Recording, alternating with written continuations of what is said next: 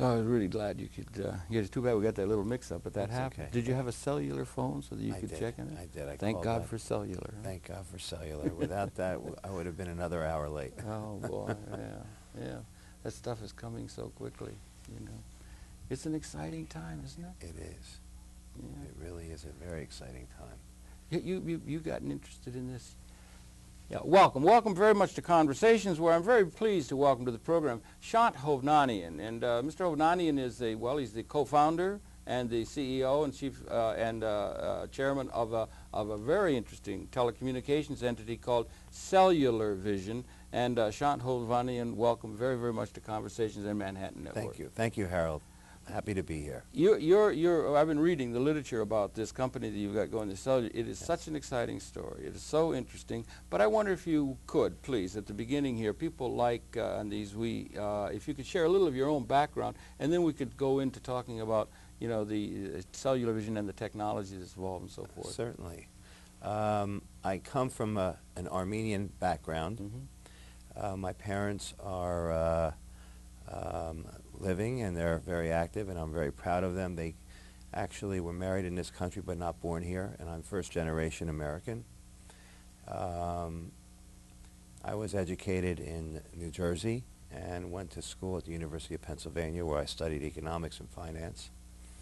And I joined the family tradition of home building and land development, and worked with my father as partner, and as ancillary businesses to the home building, we also ran utility companies that included cable television.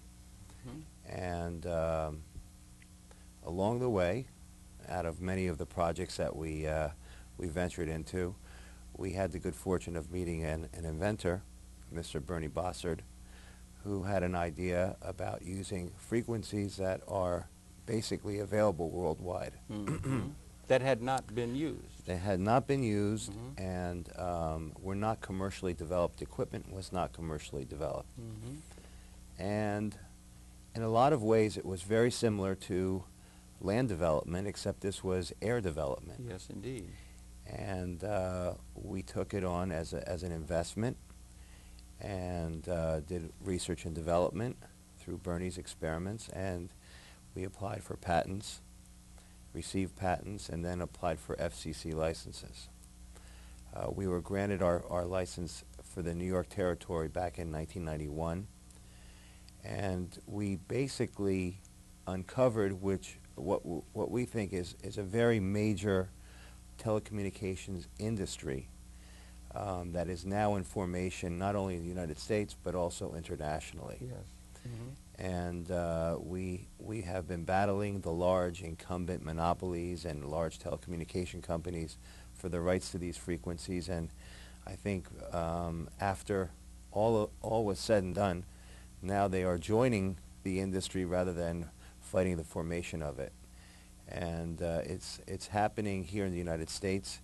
We're building out the first system anywhere in the world in New York, mm-hmm. and the auctions for the rest of the country will happen in December. The FCC will be conducting that, and what we see basically is an opportunity for all the future telecommunication services that are dreamt about to be available over this super wireless or LMDS platform. That's rather a large vision, if I may say so. Yes. Yes, right. It is indeed. Great was there, and I wonder if I could maybe back up a little bit. Sure. You said you found Mr. Bazard, is that the pronunciation? Had found a way to utilize the high end, 28 megahertz, the high end of the bandwidth spectrum that had previously gone fallow or not been used. I wonder if you could spell that out. Talk to the general audience a little bit. Okay. Bandwidth, and why had the top end of the spectrum not been used? Why had it been thought to be not useful? And what had Mr. Bozart brought that made that possible? It's like an Oklahoma land rush or something, you know, but a new territory that hadn't been available to us technologically in the past. Right. The frequency range, if you want to take a look at what's been operating, radio stations, FM, AM, television channels, VHF, UHF, today cable, those frequencies add up to bandwidth. And a lot of bandwidth is very valuable because you can do many different services simultaneously. The higher frequencies, 28 gigahertz is what we're operating in New York today, was fallow, number one, because the frequencies were short in range. Yes. And also the equipment associated with it was not commercially available. The only applications that were used in these higher frequency ranges were basically military. I see. And had we been restricted as civilians to entering that because of that? It was there a security consideration? Or? There are still bands up in these ranges that are completely military. All right. And there is no civilian use allowed. But the other bands were not used because the equipment was not available and the ranges were shorter. The equipment was not available to take advantage of what nature had provided, but we just didn't have the knowledge base or the technology to let us use it? Exactly. Okay. It was actually put into a, not put, but it only existed, that knowledge base only existed by scientists that only worked for the military. I see. So the equipment, for instance, the first units of equipment that we ever had manufactured were in the hundreds of thousands of dollars for one piece, for one radio, if you will. Prototype. Today, those in production, which we have championed, are in the hundreds of dollars. Okay. And what we want to happen is, as this industry rolls out around the world and around the United States, of course, us being the leader here, the volumes of equipment will drive that price down well into the transistor radio prices. Wonderful. You can erode the price as you get mass production. Exactly. The economies of scale and so forth. Economies of scale come into play here. Right. Creation of jobs. This is these are all chips. These are, you know, very similar to what Intel puts into the computers. Yes. And it's a clean industry, and it's a high-tech industry. Will create a lot of jobs not only in the manufacturing end but also in the software end. And when I mean that, it goes anywhere from telephone calls to television programming, all the way to computer programs. Yeah, and also to internet accessing. High-speed internet High-speed internet accessing, which is covering pretty much the gamut of what's out there now. It is. What was it that Mr. Bozard brought to that? He must have had, he's an inventor. He invented a technology that made it possible for these commercial applications of that 28 megahertz bandwidth spectrum. What was it that he brought? What was it he invented? And what's at the technological core of these cells and the cellular system that is at the basis of what cellular vision is about? What he really invented was a system, an architecture that actually uses the propagation characteristics of 28 gigahertz, before known to be a detriment, which was the short range. He took that and turned it into a positive. Created small cells that you only want to cover small distances, and basically reuse the frequencies from cell to cell. And you have very efficient use of bandwidth that way, which gives you great coverage and also turns the lemon into a lemonade, if you will. All right, good. That's really good. That's the mark of an inventor. Is there a link between we think in terms of we missed our signals a little bit on this interview. We got cellular phone that helped get us here. Is there an outgrowth of that? Was that an outgrowth of it? Is there a similarity between the cellular telephony and the cellular vision? And you also have, if I'm not mistaken, 1,000 megahertz.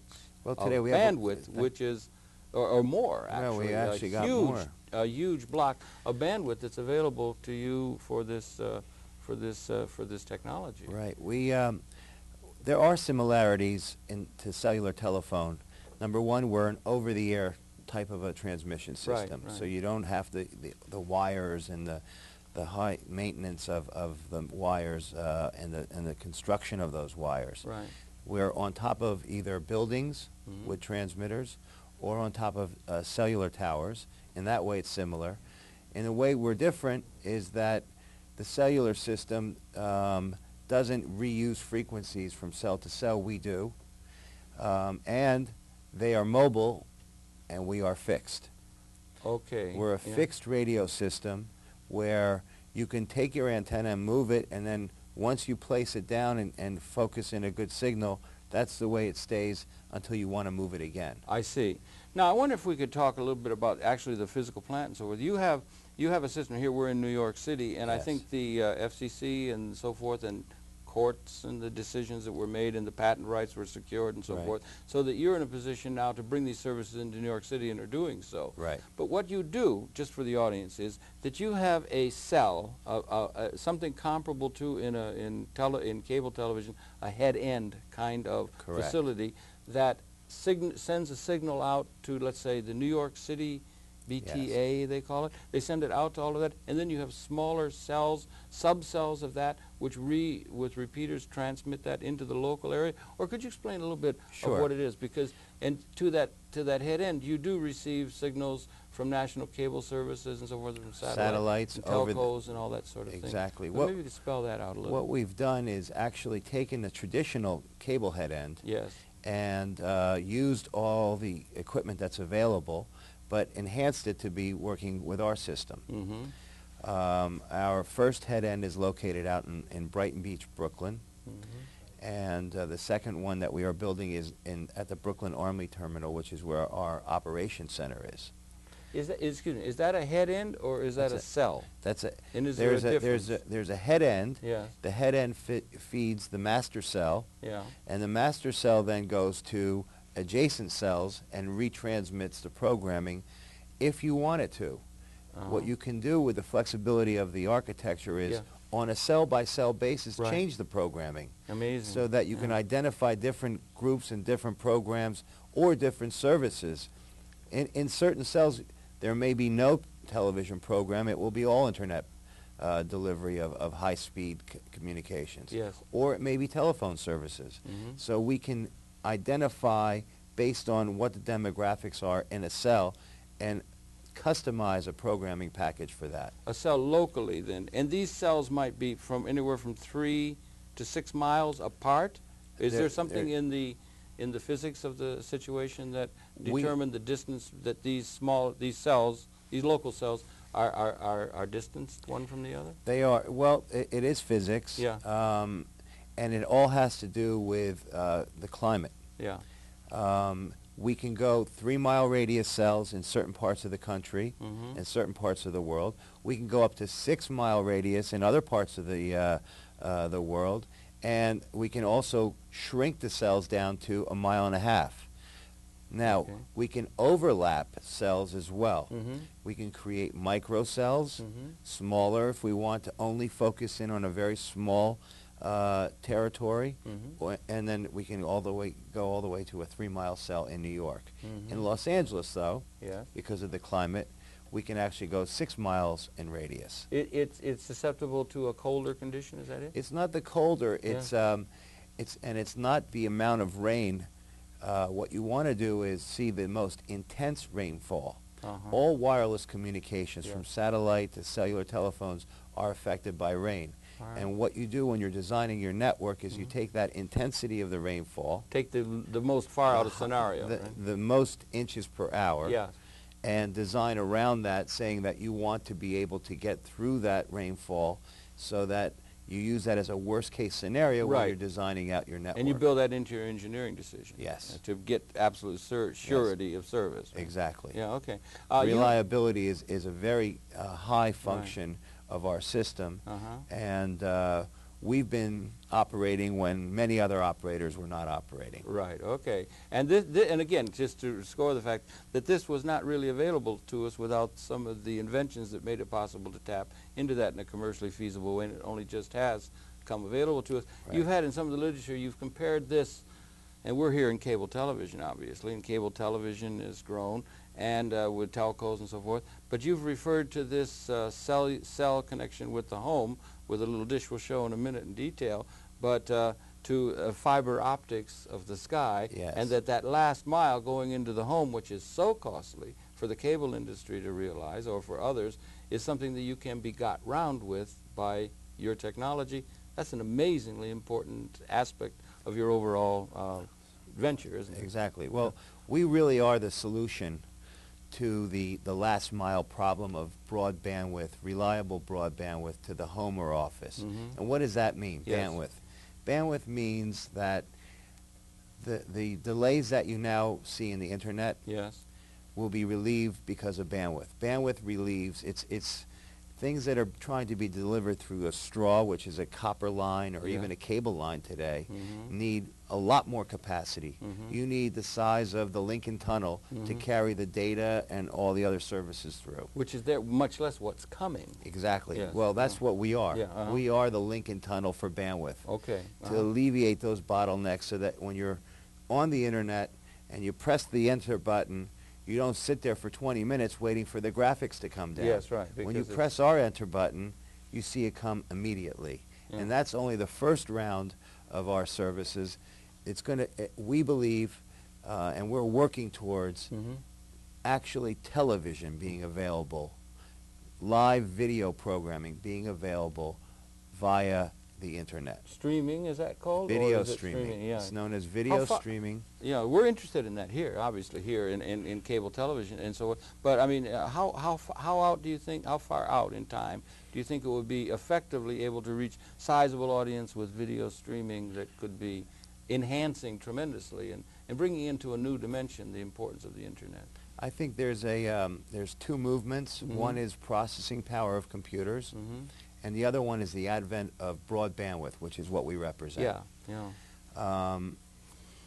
Those two movements are moving very quickly. Mm-hmm. As you know, we're operating here in New York. Yes. The FCC is going to auction off the rest of the country soon.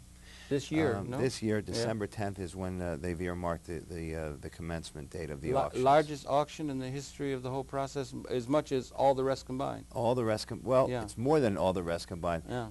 If you want to just know what 1,000 megahertz or Yeah. 1,300 megahertz, which has now been allocated for LMDS, Yeah. is equivalent to, if you took all the radio stations in New York, Mhm. AM and FM, Mhm. all the television stations, VHF, UHF, and you took all the cellular operators, and you put all their frequencies together, Mhm. it would give you 334 megahertz. Really LMDS is 1,300 megahertz incredible for each market. for each market. And this is just territory that hasn't been used. Never been used. Uh-huh. And it's taken a long time. Yeah. We've been working on the project for 11 years. Uh-huh. It's taken a long time for us to get here. Yeah. We're stepping on a lot of toes Uh-huh. in rolling this out. You're stepping on the cable industry, the phone industry, the computer industry. There's a lot of different people that got involved during this proceeding. Yeah.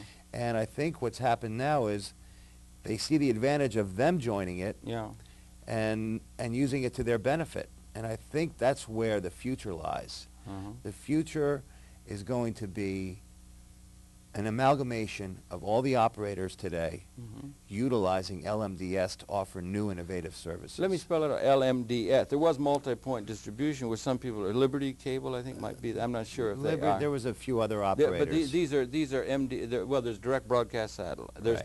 There's television. There's broadcast television. There's cable television. There's DB, a direct DBS. broadcast satellite. Right. And then there was LMD. I mean, there was multi-point distribution service. which was to a antenna in the building, and the building could be wired. Right. This is local multi-point distribution, which service. is uniquely distinct from MDS. From all the other ones. From all the others, right? Okay. From all, and day one Yeah. of LMDS, or what we coin as super wireless, Yes. because there's nothing else Super like. wireless. Okay, that's interesting. Yeah. Super wireless is really that we can be two-way, Mhm. two-way radios or two-way television. MDS two-way. cannot be direct satellite. They can't be. They have regulations against it. They have physics against them. Mhm. Satellites, you only have one way. It's a distribution mechanism. You Can't don't- do anything locally. You can't do anything locally. Mhm. What we really are is fiber Yeah. being strung to each office and each home Through the air. through the air. Amazing. It's amazing. It really, it's the answer to all the problems that that everybody's been talking about. This information superhighway that hasn't come yet. Yeah, that's right. I mean, I think Mr. Mr. Gates has tried to think about making some sort of alliances with cable to trying to get the use of cable. Would you say that you'd be stepping on the toes of Mr. Gates as Not it at all. stands out, or how do you, or with cable? We're here in cable We here in a think- sense, one branch of cable. How do you liaison? How do you see yourself liaisoning with cable, where they're trying to get all these last miles down into each of the home of fiber optics and The fiber many optics concentration yeah. for most of the cable operators. And it's interesting if you look at where Mr. Gates has placed his bet. He hasn't placed it in the urban Comcast, markets. Comcast is Yeah. mainly a suburban operator. Yeah, okay, interesting, yeah. And the suburban operators Yeah. have a lot less capital Yeah, necessary to upgrade their systems to Right. be able to carry high-speed internet traffic. Okay. And that's because the fiber is a lot less expensive to string along a telephone pole than it is to dig up the streets of New York City Amen. and put the fiber in. Yeah. It will not happen here in New York City. It will happen in the United States. And if it doesn't happen in New York City, it isn't going to happen on a world scale. is it? In the urban markets, New it's York not is where going it's to. at, yeah. Yeah. Or, you know, New York is where, you know. Everything emanates from New York. Yeah, right. It is the capital. We say it's the capital of the world. Uh-huh. And I think in the telecommunications and the media markets, it is the center for all of those markets. Well, he's doing that. So you have this capability in you know, with the cable television. You are going to be able to bring this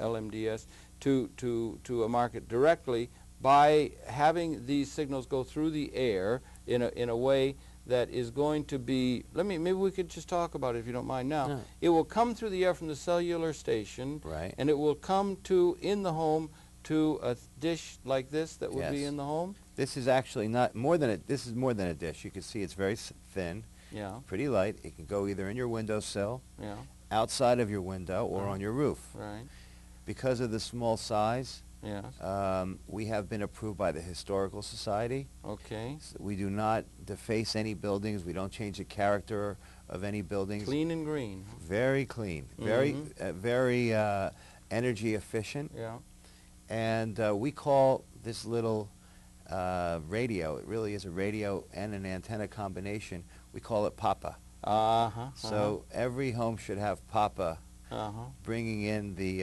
information for the next generation of Americans and other societies, and I think that's where there's going to be a lot of advantage. We talked about this a little bit earlier. Mhm. Internationally, there isn't going to be the necessity of the high, expensive, time-consuming build-out of hardwire systems. Uh-huh. They're going to leapfrog to wireless technologies. Yeah, One being ours, cellular telephones, we alluded to Yeah. what kind of advantages they bring. These are all advancements that are going to come to developing countries, and they will eliminate the time and the learning process that we've actually gone through here yeah, in the United States. or the ability. I told you off camera when we were just getting started. I talked with the director of telecommunications in Zimbabwe, Right. and I mean this would be something in Africa that could fit very nicely because they could. Marshall McLuhan, who used to talk about that some of the people who don't have the investment in the old architecture, both physically and even, you know, in business terms or could maybe leapfrog into the information age more easily than we might imagine if we're coming into a new era. Absolutely. You said before about the cable, Mr. Gates is talking with Comcast and trying to, and all these people are trying to compete in a certain sense for the, you know, telecommunications future.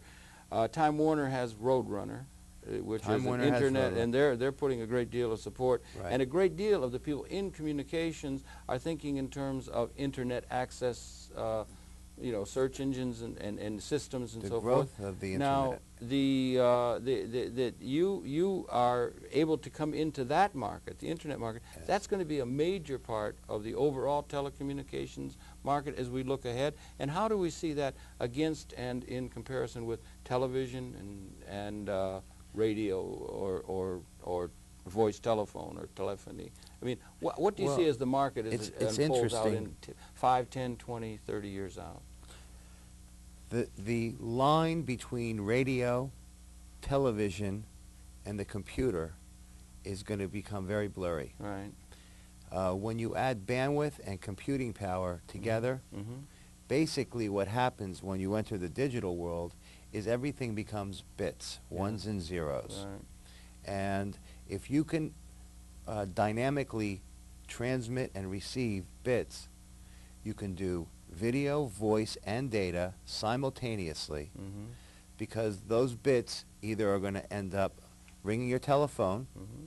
or they're going to ring your camera and you're going to have a video teleconference, Mm-hmm. or they're going to light up your big screen. And to me, the computer screen and the television screen are basically the same. You're going to have what George Gilder calls telecomputing. Perhaps. Absolutely. Yeah. Mm-hmm. That's the future. The future is going to be the delivery of a lot of bits through broadband networks, which is what we are. Yes. And from day one. Yes, right. And we're two-way, so you can be video, whether it's entertainment video or teleconferencing video, Right. or telemedicine video, All right. or if it's computing, downloading your internet, Mm-hmm. or telephone calls. It's interesting that all those switching stations, Yeah. what they call telephone switches, are computers. When you bring the personal computer home, you're actually bringing that switch out of the central office of the phone company into your home. There's a lot of companies that are working on internet telephone. Okay, yeah. Once you have the computing There are going to be a power, lot of hybrids and things coming up, aren't they? it's Yeah, all yeah, going right. to be one big network. Yeah, right. And And it's all going to be bandwidth.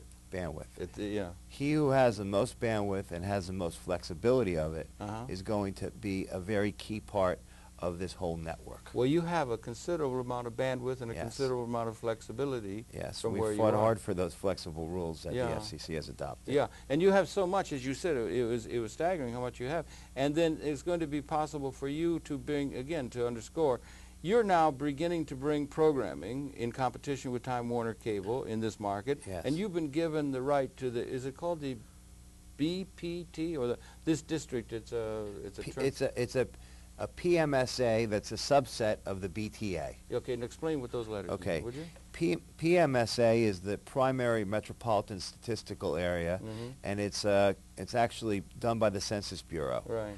And the license that we have from the FCC is for the New York PMSA.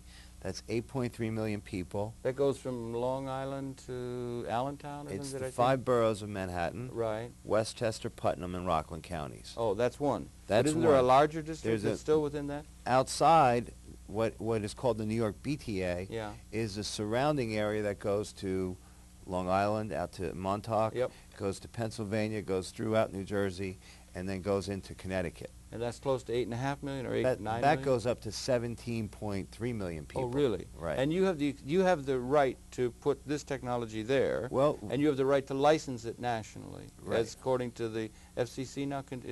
Is that correct? well, let me Yeah. just clarify. Yes, There's please. it's It a gets little complicated. complicated, but we have the license to operate in the PMSA. Yeah. Now, Uh-huh. the perimeter outside of the core that I just mentioned will probably go to auction, but for small companies like ours, we're going to have some kind of a preferential treatment in those auctions. Do you get a preferential treatment for having come up with the technology and the inventions that Mr. Bozard had? We have a Or having leadership been position. having been an early entry in that. Well, we have a preferential position because we have the license today in New York. Because there are going to be a lot of big people interested in this technology, right? Yes, and they're going to be bidding for those. Yeah. We have a grandfather license granted back when licenses were not subject to auction. Right.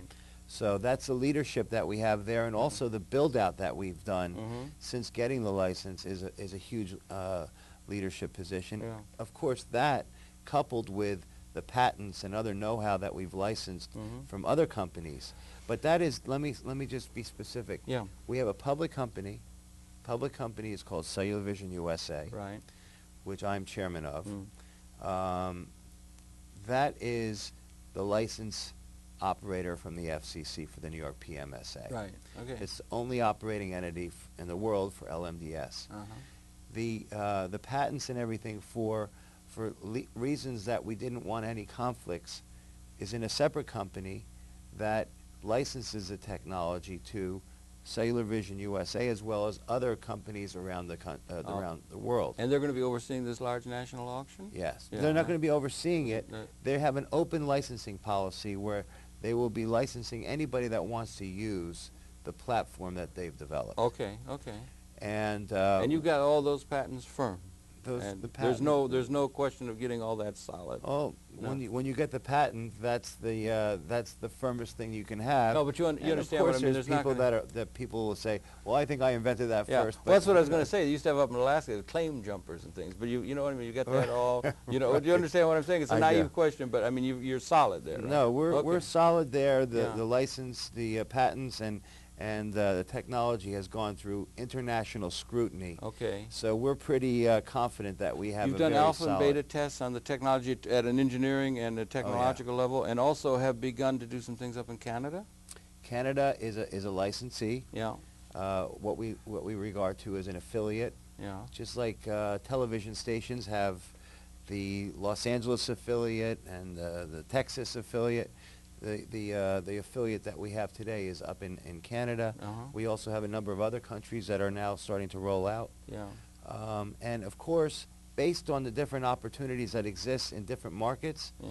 the technology and the platform is so flexible that they're going to use it, maybe not to do video programming initially, but to do just data programming, data delivery, high-speed data for businesses and so forth. So there'd be some joint venturing or some sort of joint activity going on between some of these people who have systems in place, and this could be something that could just make them that much more effective. Right. Yeah. Exactly. Yeah. And what we're looking towards, I think, establishing here in the United States is a nationwide LMDS network. Okay, now what would be the demand? What would be required? When you talk about, if I may, come back to this cell and so forth, and you're talking it's down to 6 miles, 3 miles, 1 mile, and all those engineering tests and everything, to have that, to have a system, and here you're going to be bringing internet 20 times or more faster than what they can do now, Right. and these kind of capabilities. What would it require for, let's just say, New York City, we're talking here in New York City, to be in a certain sense covered? Well, we can't say wired, can we? Right. We can say unwired. Unwired. Or wireless. You know. Right. What would it require? How many of those Basking things? in bandwidth. Yeah, basking in bandwidth is a good Right. term. That's poetic. Comes trippingly off the tongue. But could you share what it would be? How many of these would there be, and what would it Well, look like to- physically? What would the physical plant to look cover like? New York, it's about 25 cells. That's the 5 boroughs of Manhattan and the populated areas of Westchester, Putnam, and Rockland counties. Well, that's not so much. It's is not it? so much, Yeah, but right. then that gets you a broad brush. Yeah. But there's a lot of nooks and crannies in New York. When you look down the canyons, so the signal's not going to get everywhere. Okay, I wanted to ask you about that. So we put in either microcells. Mm-hmm. What is that? A microcell is a small transmitter, Mhm. much smaller than one of the main ones that I just described. It's like down the street from the cell, or down the It's half a mile over or located something? inside the cell, Uh-huh. and it's basically taking signals from the main transmitter and then relaying it into areas that Is that a repeater? there's microcells and then repeaters. We Yeah. have 3 different pieces of apparatus. Uh-huh. Does that in a sense boost the signal? It takes the signal and then reboosts it, exactly. But you think in a skeletal kind of way, you got 25 of those is going to cover New York City, or the metropolitan area. Metropolitan area. Now- Using a broad brush. It's Right. not going to get everybody. Now, how far, if we start, you said a national pattern. National. What do we look at? I mean, what happens when we start getting out into rural areas? And, you know, what population density do you have to make this economic? And what do you see, you know, if you think in terms of a cellular nation, let's just Right. say? Well, fortunately, a very high percentage of the population lives in a very small percentage of the country. It is true, we're urban. We're yeah. a very urban Yes. country. So we can take a number of cells. If you want to take New York, the 3.5% of the population we're covering right now, the United States, in those 25 cells. Okay, yeah. Okay? Mm-hmm. If you want to multiply that out, we could basically cover a large portion of the United States with 1,000 cells. Now, Okay. there's going to be a lot of infrastructure. Right. There's a lot of areas that are not going to be covered. Mm-hmm. And we think that there's other I mean, if types- you have 1,000. If we have 1,000, you're not going to cover the entire Every- United States. You're going to cover the lion's share of the population. Right, okay. And that's what the focus is. Mm-hmm. In other areas, in rural areas, for instance, Yes.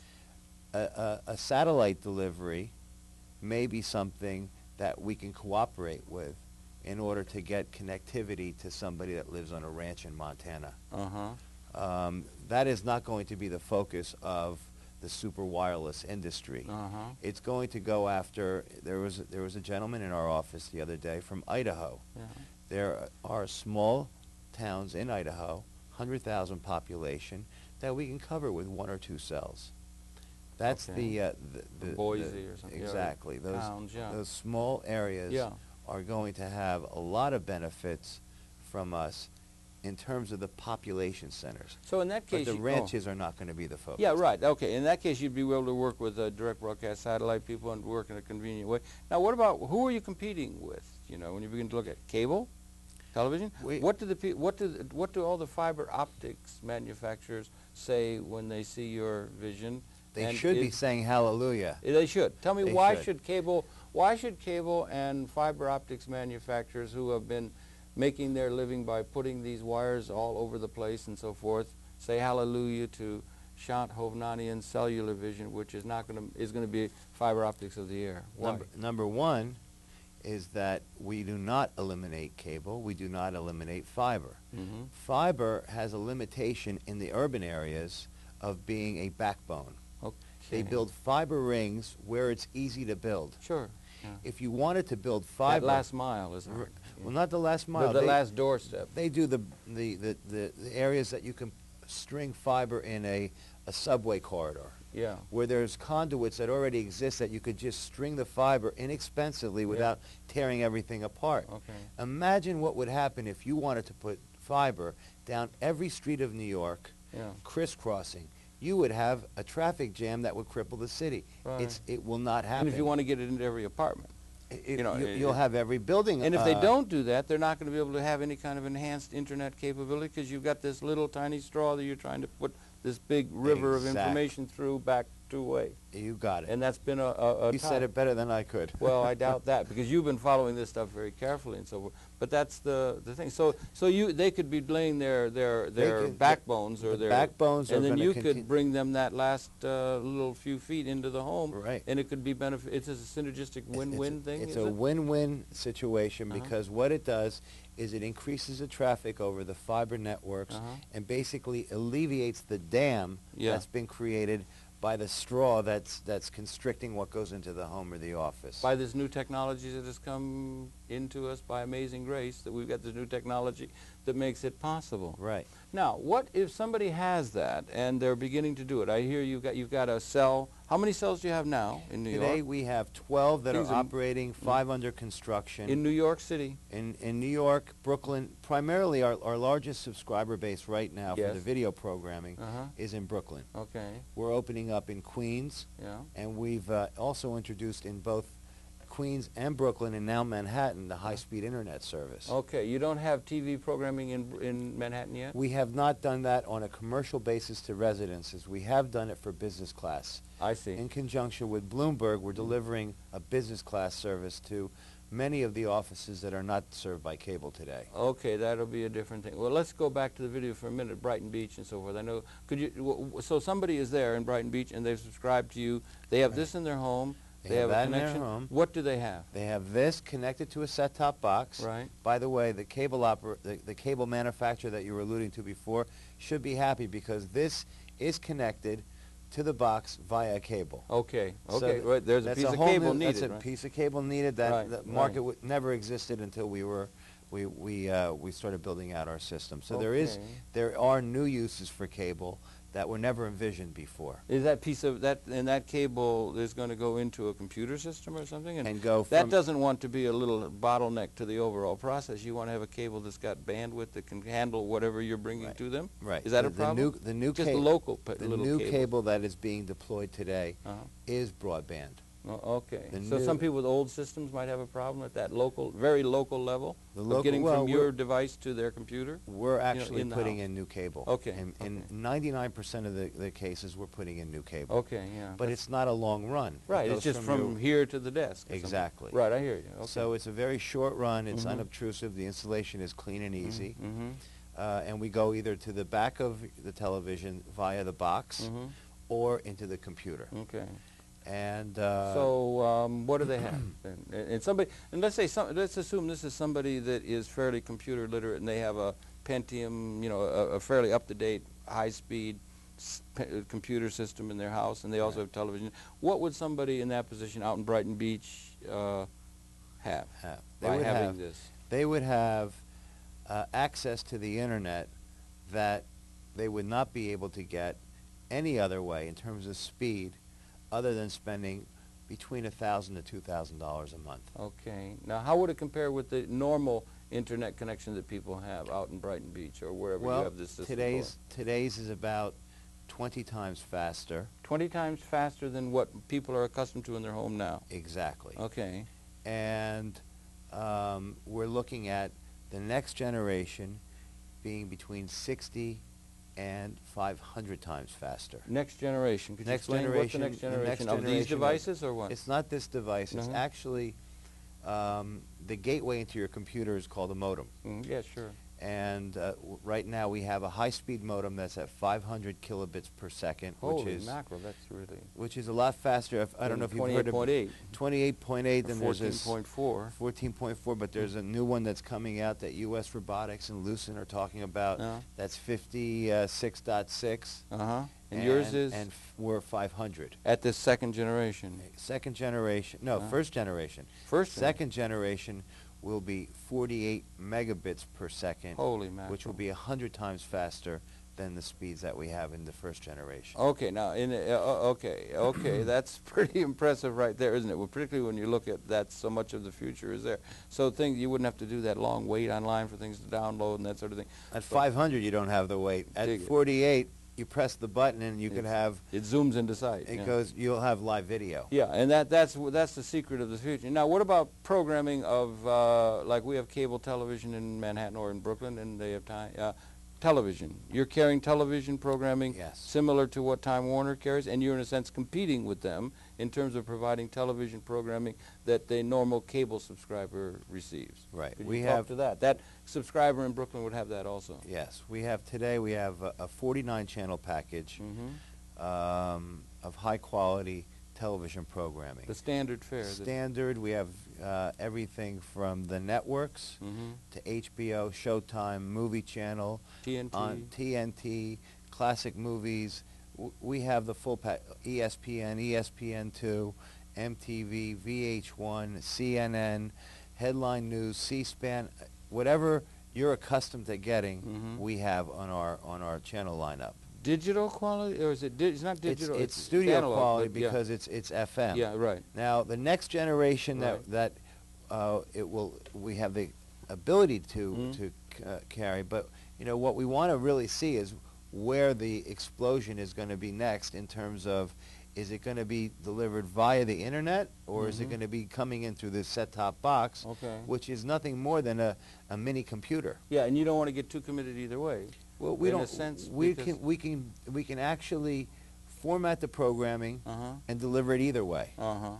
But what we don't want to do is make the consumer commit to something that he may be better off not committing to if he can, for instance, use his computer as a set-top box. Yes. Why have the consumer go out and purchase a set-top box? Is this sort of a decision something that's going to be coming out of the future technology that's emerging, and it's still a crapshoot? It's happening not a crapshoot, but a decision. It's happening as we speak. Yeah, so you're not exactly sure which road we're going to go. The industry or the broader architecture of the telecommunications system isn't sure exactly which system is going to go, and you want to be able to hedge your self a bit. we have a bunch of opportunities that we're pursuing. Okay, right. Okay, right. Whatever we're pursuing today does not shut off our opportunities to embrace the future, such as what Mr. Gates is talking about. Right.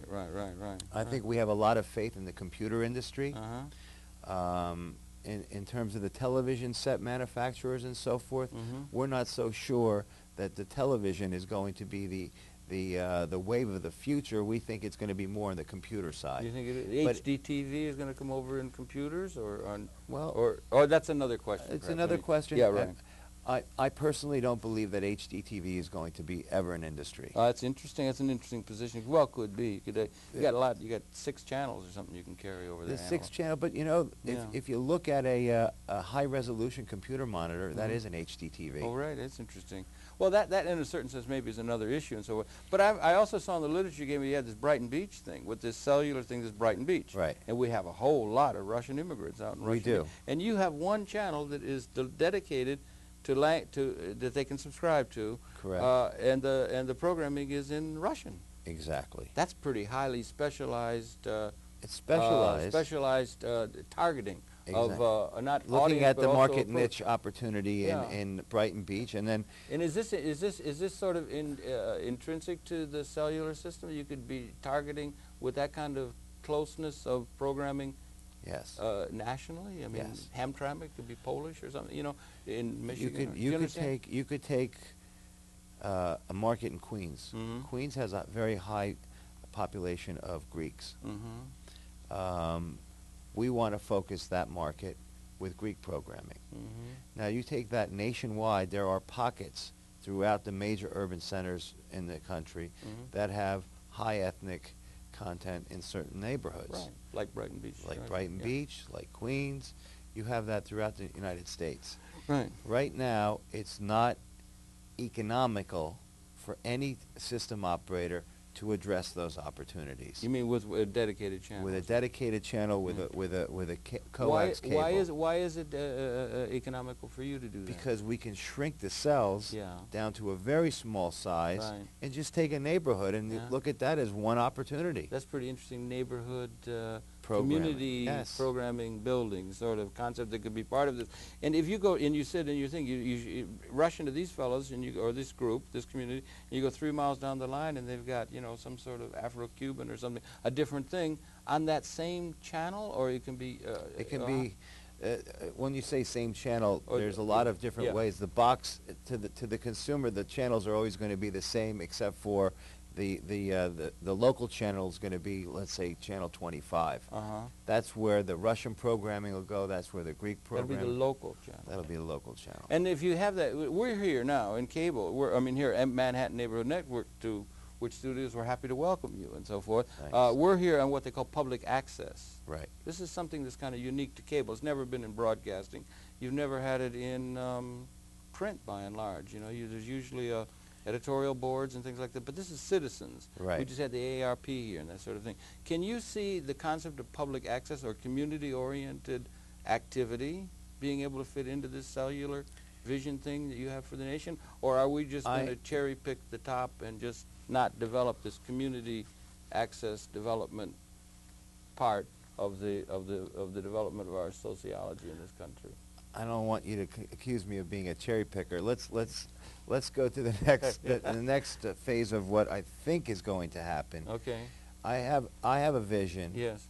That as we go to the digital phase of this broadband network, that your audience will be much more expanded. And how is that going to happen? By that you mean access? Access. Yeah, Your okay. access. You will have, basically, think about it, a homepage. Yeah, okay. A homepage, when somebody wants to watch, for instance, this interview, Yeah. they log on to the Or anything public out of the access, studio. Yeah. anything out of the Yeah. public access homepage, Uh-huh. and browse through the menu of different interviews that happen, Yeah. and be able to click on to one of them, and because there is a broadband network, that will be delivered to that individual user. When are we going to have that broadband network that is going to be able to be done? You mean in the another? That's what period of time? the promise of this super wireless industry is, and that's going to be coupled with computer enhancements that we are already witnessing, fast downloads, storage devices that can store these huge transmissions, and you, the viewer, can basically have whatever you want, not necessarily on demand, but access to it and the ability to have it downloaded and watch it when you want. Are these services you're going to be able to be done competitively priced in terms of more traditional or the more established people, or could you talk a bit about your position in terms of competition of pricing and possible erosion of pricing of these things, these services that you're going to be able to provide relative to your potential competitors? I think it's going to be, it won't be rolled out unless it's competitively priced. You don't want to try to sell to the consumer something that he's unwilling to pay for, because that's a bad business plan. Always has been from Cro-Magnon time. Right. Yeah. So you have to focus and work with the vendors, Yeah. and basically implement it when the vendors can deliver these prices that consumers are willing to pay. And the target price for any consumer product at the entry level is $200. If you can't give them an appliance, which is a computer or a low-cost computer or a television set, that hits that $200 price level, whether it's financed over time or an upfront payment, you're going to have trouble introducing a product, except for a very elite niche of consumers. If you look at the DBS digital box scenario, they started somewhere around $1,000. There are some promotions, but every different iteration points to a price somewhere between $500 and $1,000. They haven't captured a lion's share of the market in the United States. Right. They've gotten about, any one company, I think the biggest company has gotten about 3 million customers nationwide. Yeah. So that's not necessarily, and cable knows that. Yeah. And cable has always focused on the large audience. Sure. And I think that's where our focus is for the future. Yeah. Today we're more competitive in terms of price for the cable service that we offer. We're about 30% lower than the cable operators. For an apples to apples offering. Yeah, you mean these television channels that you have, you're 30% less than what Time Warner would charge? Yes. Okay, that's an incentive, yeah. The internet product, if you went to a slower telephone company service called ISDN, yes, you would be averaging about $100 a month. Yeah. And ours is about 50% of that. So every service that we offer is going to be competitively priced when you take it as when you look at it as a comparison of whatever's out there today. Do you see the prices going up with time or eroding? Your prices, or are you going to be able to be, or I think it depends. Are you going to be able to, if you wanted to have, with cost efficiencies and economies in scale, are you going to be able to pass some of that on to the consumer, or are you just going to maximize? Well, we have shareholders that we have to answer to, Yes. so you have to maximize profits for them. But I think that in terms of offering new services, you'll be compensated whatever the market wants to pay for that. If you can't sell the service, obviously you're going to lower the price. If you have competition, I don't see the competition really for broadband services, but if there is, and in a competitive environment, you're going to be forced to lower those prices. Yeah, one last thing again, I mean, one thing that, back to Mr. Gates and with Microsoft and Comcast and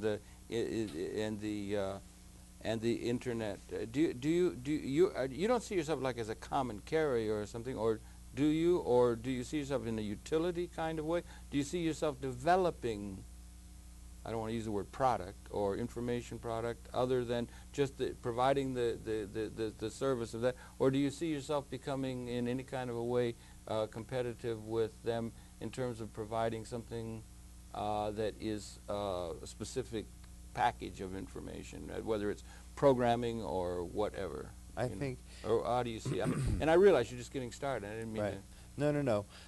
Until you said competing with them. Yeah. At the end. Yeah. I would say that the rules that we fought to get established at the FCC lets us be a common carrier, an operator, a service provider, any one of those that we think fits our business plan in any particular cell. Well, that's good. Yeah, that's okay. So that we have the maximum flexibility. Good, right. As it relates to Time Warner, Comcast, and Bill Gates, Bill Gates focused on Comcast as the vehicle that he wanted to pursue high-speed internet on the cable front, because they are in the suburban market. He did not go with Time Warner because Time Warner has their own product, but they're not focused on urban centers. Time Warner has announced that it will not have high-speed internet access for Manhattan until the year 2002. Is that the am I off base with Roadrunner? They've got a thing. Roadrunner is not available here in Manhattan. Yeah, it's not. But is that not something that they're very concerned with? Isn't that something you'd be interested in knowing what they plan to do with that, or where that fits in? They are focused in places like Elmira, New York, in Ohio, in places where it is not a very capital-intensive project to upgrade their cable system in order to carry that data. Oh, I see. Okay, yeah. And that's why we should be looked at as a solution for those operators that want to have high speed in the urban areas in the Big like Apple. Big Apple, Chicago, right, all the urban right, centers that have right. the same huge capital outlay that's necessary for high-speed internet. Well, it must be that the Communications Act of 1996 was looking for something like you in order to bring some competitive juices into the overall telecommunications setup. And it seems to me that was the charge of that's what they had in mind. And along came Cellular Vision and said, "Look, here's some ideas that could bring a real challenge to that." It was in keeping with that, so I should think people in Washington should be looking very favorably and upon your efforts, I should think. We've gained a lot of momentum down in Washington. The FCC has been a major supporter of LMDS. It's taken a long time to get it through to become final, but they've had a lot of vision along with our urging, and I think that now it's going to be embraced by the rest of the industry and become a full-fledged industry in its own right. Yeah. And you have this big auction coming up at the end of the year. Exactly. In December. Washington is excited about it because from Al Gore's point of view, getting information into the superhighway and throughout the country is a huge effort in terms of education and the public welfare. Well, any public-spirited person ought to be, because we have these technological capabilities that are being bottlenecked up, and we want to be able to make people get advantage of these things so we can all begin to get the information that we want.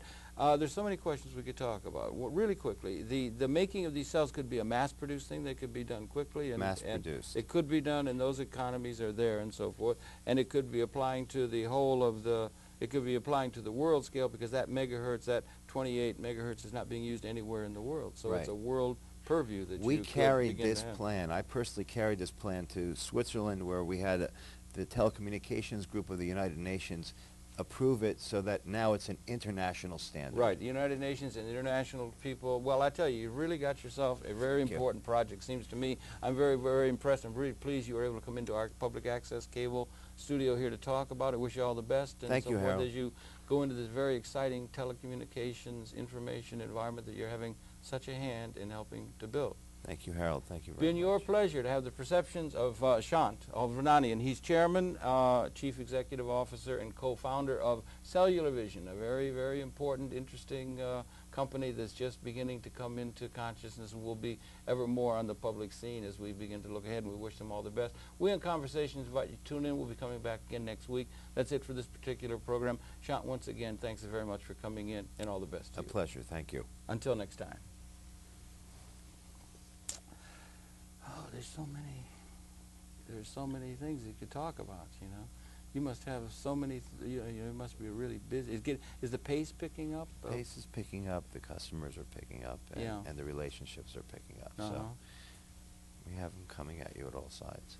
There's so many different kinds of aspects. I didn't quite understand that thing about access. You see, do you think George Gilder is right when he says that we're coming into some sort of a, we used to talk about cable as being the medium of abundance, and that when you studied economics, and George Gilder now is using it, he says we're coming into a non-scarcity and so forth. Non-scarcity of bandwidth is what he refers to. Yeah. The only, I would say that technologically, if there were no regulatory barriers, he's absolutely right. The regulatory barriers in the world, in the telecom marketplace, in the media marketplace, are so huge that for anybody that wants to break into it, and I think I'm the best example today, it takes a long time and a lot of perseverance. We didn't get in all the capital requirements. That's something that's got to be, considered. I think maybe that binary economics might have something to do. I don't know. If you don't mind, I might be able, if you're interested, I might be able to send you some information. I'd love it. It might possibly be something.